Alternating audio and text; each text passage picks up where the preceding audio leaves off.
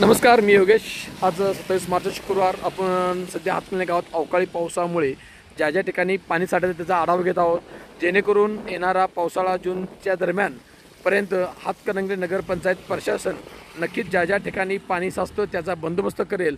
आणि या रस्त्यावर जे काही महिन्यापूर्वी लाखो रुपये खर्चून केलेल्या रस्त्यावर जे छोटे छोटे खड्डे पडलेत, ते छोटे छोटे खड्ड्यांचं मोठ्या डबक्यात रूपांतर होऊ नये याची काळजी नगरपंचायतीने घ्यावी. नंतर म्हणू नये की पावसाळा चालू आहे, काम करता येत नाही ती कारणं देऊन नागरिकांना उल्लू बनवायचं नगरपंचायत प्रशासनानं बंद करावं.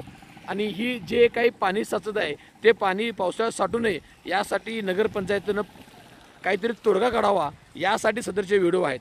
तरी नगरपंचायत प्रशासनाने या पावसाळ्यात ज्या ज्या ठिकाणी पाणी साठत आहे, का साठत आहे, कुणामुळे साठत आहे, ज्या नागरिकांच्यामुळे साठत असेल त्या नागरिकांना रितसर लेखी नोटीस द्यावी. कारण या पाणी साठल्यामुळे रस्ते खराब होतात, लाखो रुपये केलेले रस्ते खराब होतात. आणि हे अशा प्रकारे पाणी साठून रस्ते खराब होऊ नये म्हणून नगरपंचायतीने लक्ष घालावे, अशा प्रकारची मागणी नागरिकातून होत आहे.